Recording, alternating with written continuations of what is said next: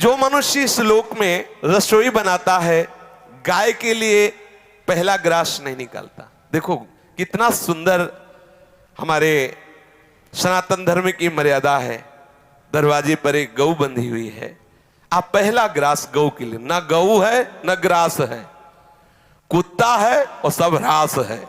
हाँ, अतिथि देवो भव, वहां लिखा कुत्ते से सावधान, क्योंकि अब कुत्ते का वास है। सावधान, निवास स्थान में गेट में लिखा है कुत्ते से सावधान, सावधान।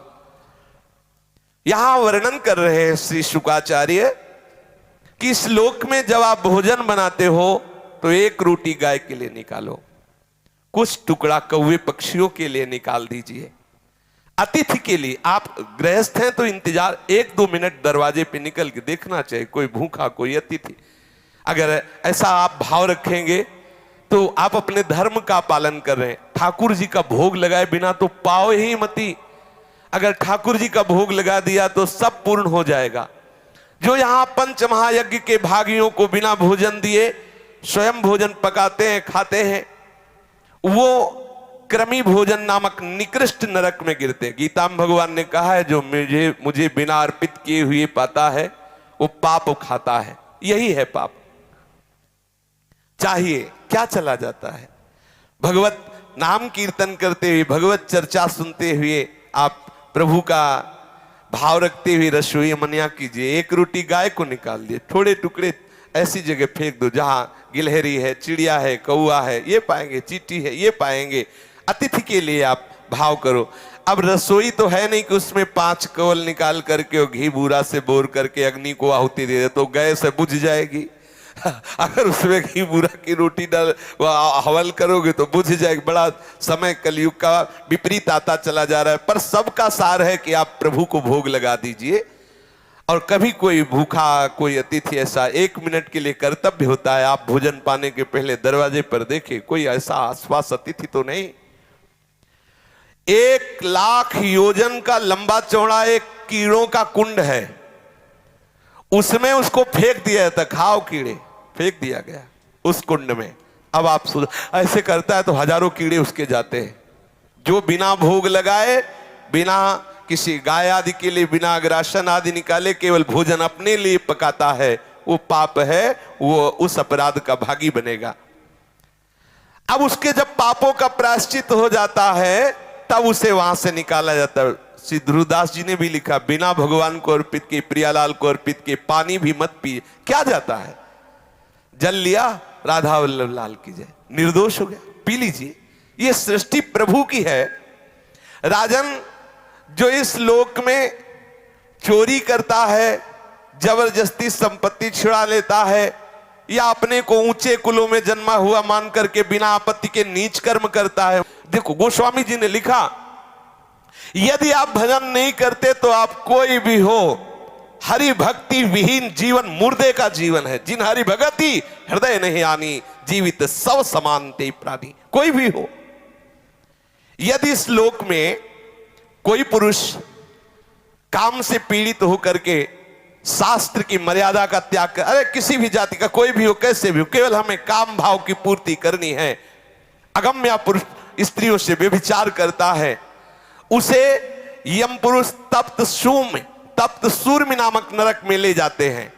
और जो स्त्री ऐसी व्यभिचारिणी होती है तो वहां तपाया हुआ पुरुष लोहे का बना हुआ है, आग, बिल्कुल आग, उसमें उसको आलिंगन करने का दंड दिया जाता है। यमराज के दूत ऐसे पकड़ लिए और उसमें अब 1-2 दिन वर्ष नहीं, बहुत काल तक जलते रहो। जो पुरुष पराई स्त्री के साथ व्यभिचार करता है उसके लिए वैसी स्त्री की रचना होती है, वो आग जैसी तपती होती है, बहुत काल तक उसको उसमें आलिंगन कराया जाता है, जलता रहता है, चीखता रहता है। तपाए हुए लोहे की स्त्री या तपाए हुए लोहे के पुरुष की मूर्ति से उसे बहुत काल तक उसमें आलिंगन कराया जाता है। जो पुरुष इस लोक में कामासक्त होकर पशुओं के साथ व्यभिचार करता है, मरने के बाद उसे यमदूत वज्र कांटक सालमली नरक में गिराते हैं। इसमें वज्र के समान कठोर कांटों वाला सेमर के वृक्ष जैसा है, उसको ऊपर ऐसे फेंकते हो, फिर नीचे घसीटते हैं, पूरे वो कठोर कठोर कांटे हैं वज्र जैसे, पूरा शरीर फट जाता है, मरना तो है नहीं। इस लोक में जो राजपुरुषों के घर में जन्म लेकर या श्रेष्ठ कुलों में जन्म लेकर अपने अभिमान से युक्त हो जाते हैं और धर्म मर्यादा का उच्छेदन करते हैं, तो मर्यादा अतिक्रमण के कारण वो वैतरणी नदी में पटके जाते हैं। जो अपनी मर्यादा शास्त्रों ने स्थापित की है कि आप जहां हो उसी मर्यादा के अनुसार आचरण करो, आप अपनी मर्यादा को खो देते हैं। देखो, ये जीवन मुक्त होने के लिए सिद्धांत बना है, ऐसा आप ना समझे, जीवन मुक्त होने के लिए बना है। हमारी राष्ट्र व्यवस्था में बड़े पद भी हैं तो छोटे पद भी हैं। जितना बड़ा पद अधिकार है उतना ही छोटे, अगर छोटे ना हो तो जहां सुई काम आएगी वहां तलवार काम नहीं आएगी। विश्वास करो, तलवार की भी रचना आवश्यक है तो सुई की भी आवश्यक है। सबकी अपनी अपनी जगह आवश्यकता है। तुम अपने अपने धर्म का पालन करो। यदि आप अपने धर्म का अतिक्रमण करते हैं और यहां आकर मनमानी पापाचरण करते हैं, मनमानी उद्दंडता करते हैं, तो एक नरक है जिसका नाम है वैतरणी। वैतरणी नदी में उसे फेंक दिया जाता है। उसमें क्या बहता है? उसमें मल, मूत्र, पीप, रक्त, केश, नख, हड्डी, चर्बी और पिसा हुआ मांस, मज्जा, ये प्रवाह होता है, उसमें फेंक दिया जाता है। जो धर्म का उल्लंघन करता है, नीच आचरण करता है, पापाचरण करता है और मैं बहुत ऊंचे कुल का हूं ऐसा अभिमान करके, तो उसको फेंक दिया जाता है।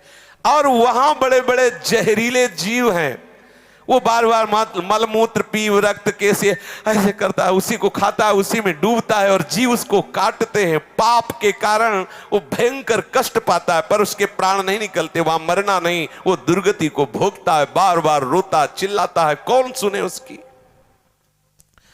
जो लोग यहां पवित्रता का त्याग करते हैं, अपने शास्त्र के द्वारा निर्धारित आचरणों का त्याग करते हैं, नियमों का त्याग करते हैं, लज्जा को त्याग करके, तिलांजलि दे करके नाना प्रकार के गंदे आचरण करते हैं, पशुओं के साथ गंदे आचरण करते हैं, उनको ये सब पीप, विष्ठा, मूत्र, कफ आदि से भरे हुए कुंडों में फेंका जाता है।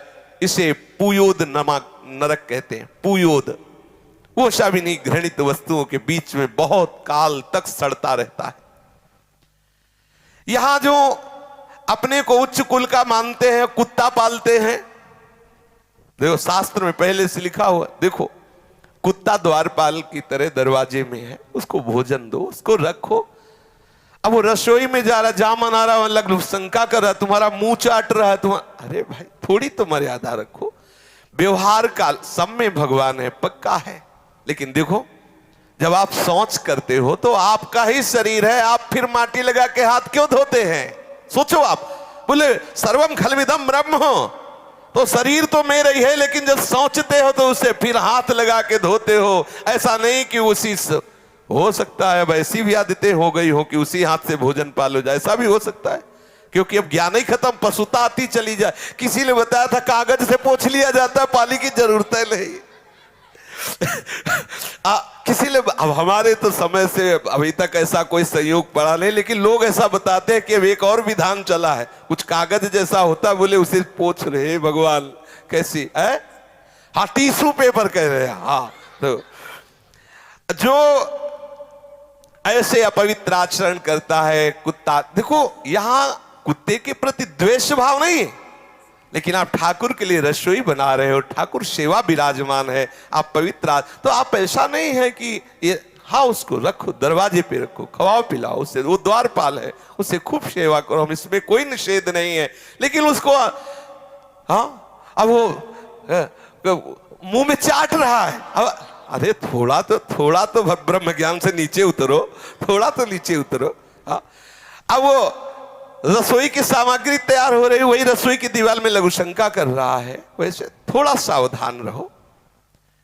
जो शास्त्र के विपरीत आचरण करते हुए और पशुओं का वध करते हैं या अपने को उच्च कुल का मान करके ये सब ऐसे आचरण करते हैं, वो प्राण रोध नामक नरक में डाले जाते हैं। वहां यमदूत उनको लक्ष्य भेद करके बार बार बाणों से बेधते रहते हैं। जो पाखंडी लोग यहां पाखंड फैलाते हैं और यज्ञ में इससे देवी प्रसन्न होंगी, इससे अमुक प्रसन्न होंगे, बकरा की बलि दो, मुर्गा की बलि दो, ऐसे आदि आदि उदाहरण देते रहते हैं। उनको वैवस विससन नामक नरक में डाला जाता है और वैसे ही बार बार उनकी गर्दन काटी जाती है। ध्यान रखना, किसी भी जीव की हिंसा करने से कोई देवी देवता प्रसन्न नहीं होते। हम उनको देवी देवता ही नहीं मानते जो दूसरों की हत्या से प्रसन्न होते हैं। सामर्थ्य दी गई है दूसरों को सुख पहुंचाने के लिए। जितने भी देवी देवता हैं ये सब जगत का मंगल करने के लिए हैं, ऐसा मंगल करने के लिए। कुपुत्रो जायते क्वचिदपि कुमाता न भवति। पुत्र तो कुपुत्र सुना गया है लेकिन मां कुमाता नहीं सुनी गई। जगदम्बा मां है, वो तुम्हारे जैसे भाव वाली नहीं है कि उसके तुम जैसे बच्चे हो वैसे ही बकरा भी बच्चा है, वो अपने बच्चे की गर्दन कटवा के प्रसन्न होने वाली मां नहीं। बोले नहीं, दुर्गा और काली तो तब प्रसन्न होती जब खून पीती हो। खून पीती उन नीचों का जो धर्म की मर्यादा का उल्लंघन करते हैं, भगवान की बनाई हुई मर्यादा का नाश करते हैं। जब संसार में वो ऐसे आतंक फैलाते हैं तब यही आद्य शक्ति रूप धारण करती है, क्रोधित होकर उन दुष्टों का गला काटती है जो धर्म के विपरीत आचरण कर, उनका खून पीती। बेचारे नाजुक सीधे साधे नाबोल पशु पक्षियों का नहीं। ऐसे पापियों को विभूषण नामक नरक में डाला जाता है, बहुत ही कष्ट दिया जाता है। जो कोई चोर या राजा या राजपुरुष, मान लो आप राजा हैं, आपके प्रतिकूल ऐसा भाव आ रहा है और आप नगर में आग लगवा दिए, समर्थ हैं, या आप राज कर्मचारी हैं, बिना अपराधी को किसी को पूरे परिवार को फांसी पे या आदि आदि आदि दंड, किसी को विष दिला दिया, या गांव के गांव लुटवा लिए, या व्यापारियों के दलों को लूट लिया, या आदि आदि। आप अधिकारी हैं, आप बल आपको प्राप्त हुआ। यदि आप कहीं ऐसे आंतरिक कार्य करते हैं जो हमारे शास्त्र के विरुद्ध है, तो जिनकी दाढ़ें वज्र के समान है, ऐसे 20 यमदूत भयंकर कुत्ते का रूप धारण करके उसके ऊपर टूटते हैं। 20 एक साथ वज्र की जैसी दाढ़ें चीर चीर कर, वहां मरना है नहीं, बहुत सावधान। भगवान श्री सुखदेव जी कहते हैं, इस लोक में जो दूसरे से पैसा लेकर झूठी गवाही देते हैं, जो इस लोक में बहुत झूठ बोल करके व्यापार करते हैं, जो अपना काम बनाने के लिए झूठा प्रलोभन दे देते हैं, हम तुमको इतने रुपए देंगे, ऐसा ऐसा ऐसा, जो दान के समय किसी को झूठ बोल के फुसला लेते, ओ तुम्हें इतने रुपए दे, काम करवा ले, काम बन गया, आदि आदि झूठ बोल दिया, उसे आधार शून्य अविचीमान नामक नरक में गिराया जाता है। अविचीमान ये 100 योजन ऊंचा है, 100 योजन ऊंचे से उसे सिर के बल फेंका जाता है। बार बार बस यही किया जाता है, नीचे गिरा फिर ऊपर से ले गए, फिर 100 योजन से नीचे, फिर ऐसे भयंकर कष्ट। इसे अविचीमान कहते हैं। गिराए जाने पर उसके शरीर की नस नस टूट जाती है, प्राण तो निकलते नहीं, फिर ऊपर ले जाएगा, फिर पटका गया, फिर ऐसे ऐसे। यहां जब कोई, देखो ध्यान से सुनना, कोई संकल्प लेता है कि आज के बाद मैं ये नहीं करूंगा, या आज से मैं ऐसा करूंगा, बहुत होश में बोलना, ये कोई साधारण नहीं है। मैं ऐसा व्रत लेता हूं, मैं ऐसा नियम लेता हूं, मैं ऐसा, अगर वो अपने नियम को तोड़ता है, अपने संकल्प को तोड़ता है, अपने व्रत को तोड़ता है, प्रमाद करता है, तो वो अयहपान नामक नरक में गिराया जाता है। छाती में चढ़कर यमदूत उसे गला हुआ लोहा पिलाते हैं। वाणी से ठीक बोलो, ठीक नियम, ठीक निष्ठा, ऐसे नहीं कि जो मनाया सो बोले। इस लोक में जो जन्म तपस्या विद्या आचार वर्ण आश्रम के अभिमान में आकर के अपने महानों का सत्कार करना छोड़ देता है, वो जीता हुआ मुर्दे के समान है। अपने बड़ों का सत्कार करो, महापुरुषों का सत्कार करो, माता पिता बुजुर्ग गुरुजनों का सत्कार करो। अगर वो ऐसा नहीं करता है तो मरने पर छार करदम नामक नरक में गिराया जाता है, वहां उसे बड़ी पीड़ा सहनी पड़ती है। इस लोक में जो भैरव यक्ष राक्षस आदि का आयोजन करने के लिए पशुओं को मारते हैं, खाते हैं, उल्लास मनाते हैं, तो रक्षोगण भोजन नामक नरक में ले जाया जाता है। कसाई की तरह कुल्हाड़ियों से काट काट करके उसका मांस, उसका लोहू यमदूत भक्षण करते हैं और खूब उत्सव मनाते हैं। तुमने मनाया उत्सव, अब वहां यमदूत उत्सव मनाएंगे।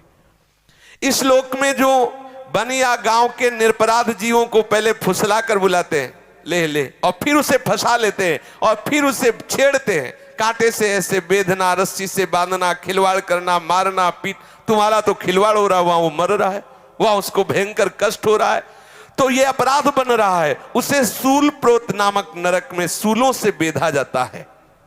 जो यहाँ कंक, बटेर, बंदर, कुत्ता आदि जो भी जीव हैं, इनको फुसला के बुला लिया, फिर इनको आप कष्ट देते हो, इनको ताड़ना देते हो, तो उसको ये कष्ट मिलता है। जो सर्पों के समान उग्र स्वभाव वाले पुरुष दूसरे जीवों को पीड़ा पहुंचाते हैं, मरने पर दंदसूक नामक नरक में गिराए जाते हैं। वहां 5-7 मुख वाले भयंकर विषधारी सर्प छोड़े जाते हैं, वो चूहे की तरह से निगल जाते हैं और भयंकर इसको विष का प्रभाव कष्ट देता रहता, बार बार ऐसा होता रहता है। यहां जो लोग किसी का अपहरण करके ले जाते हैं, बच्चों का अपहरण कर लिया, स्त्रियों का अपहरण कर लिया, या धनी मानी किसी का भी अपहरण कर लिया, उनको अंधेरे में रखा, खंतियों में, गुफाओं में, कोठों में रखा, तो परलोक में यमदूत ऐसे स्थान में उनको ले जाके रखते हैं जहां विषैली गैस होती, धुएं से घोटते हैं। इस नरक को अवट निरोधन कहते हैं। जो गृहस्थ अपने घर में आए हुए अतिथि अभ्यागत साधु वैष्णव की तरफ कुटिल दृष्टि से देखता है, मानो भस्म कर देगा। बोले राधे श्याम, ऐसे गुस्सा से देखते, कहां से आ गया, और गुस्सा से मानो भस्म कर देंगे। ऐसा नहीं, 3 बातें तो सबको करनी चाहिए।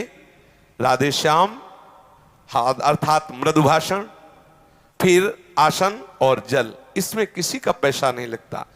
कोई भी वैष्णव, कोई भी अतिथि आपके दरवाजे आया है, राधे राधे, आइए बैठिए, जल पीजिए, नहीं नहीं हमें भोजन चाहिए, हमें वस्त्र चाहिए, हमें रुपया चाहिए, अगर आप नहीं दे सकते हैं तो राधे श्याम जाइए। आप ऐसा आप अपने दरवाजे में खड़े हो जाइए, कोई अतिथि आया, मृदु भाषण, हमारी सामर्थ्य नहीं कि मैं आपको दे सकूं, हो गया।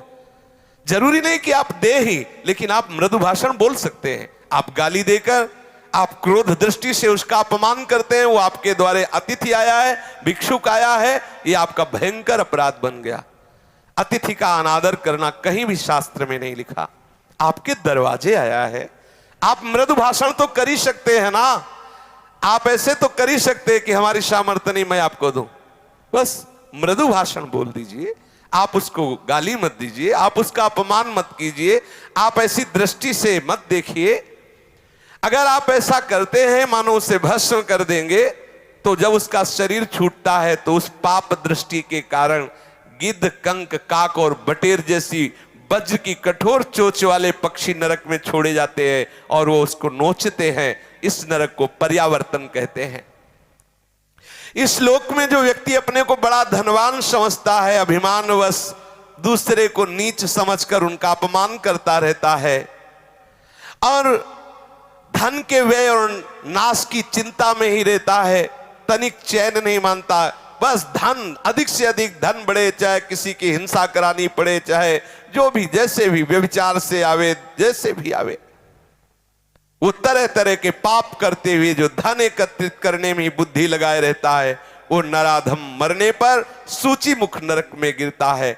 उस अर्थ पिशाच पापात्मा के सारे अंगों को भगवान यमराज के दूत बड़ी बड़ी सुइयों के ऐसे सीते हैं, पूरे शरीर को सीते हैं बार बार सुइयों से, ऐसे जैसे कोई कपड़ा सिया जाता है, ऐसे उसमें यही सेवा है उनकी, सीते रहो इसको। ओहो कितना कष्ट। इस प्रकार से सैकड़ों हजारों नरक हैं। कोई ये संशय ना करे कि ये सब लिखी पड़ी बातें हैं, ऐसा नहीं। अधर्म परायण जीव को निश्चित भोगना पड़ता है, अवश्य में भोक्तव्यम कृतम कर्म शुभाशुभम। बारी बारी से वो नरकों में जाता है और भयंकर कष्ट भोगता है। इसी प्रकार जो धर्मात्मा होता है, पुण्य करता है, वो स्वर्गों में जाता है और विविध प्रकार के स्वर्ग सुख भोगता है। नरक और स्वर्ग के जब भोग भोगे, पाप और पुण्य क्षय हुआ, तो कुछ पाप और कुछ पुण्य लेकर इस मृत्यु लोक में जन्म लेता है। कहीं उत्तम या अधम गतियां उसकी यहां दिखाई देती है। वो धनी है, वो निर्धन है, वो स्वस्थ है, वो रोगी है, ये सब पाप और पुण्य के कर्म परिपाक से है। आप सोचते हैं कि हमें भजन करने की क्या जरूरत है, सत्संग सुनने की क्या जरूरत है, नियम संयम धारण करने की क्या जरूरत है? इसलिए जरूरत है कि तुम्हारी ऐसी दुर्गति ना हो। तुम समझते केवल पशुओं की तरह कमा लो, खा लो, मनमानी आचरण कर लो, कोई देखता तो है नहीं। भूल मत करो। बड़े बड़े महापुरुषों ने जो निश्चय किया है ये उनके अनुभव के विषय है। साक्षात भगवत स्वरूप भगवान व्यासदेव जी, श्री सुखदेव जी, ये साक्षात भगवान हैं, ये वर्णन कर रहे हैं। ऐसा है, इसलिए डरते रहो, कोई अपराध न बने और निरंतर भजन में रहो। शेष चर्चा आगे। श्री राधा वल्लभ लाल की जय।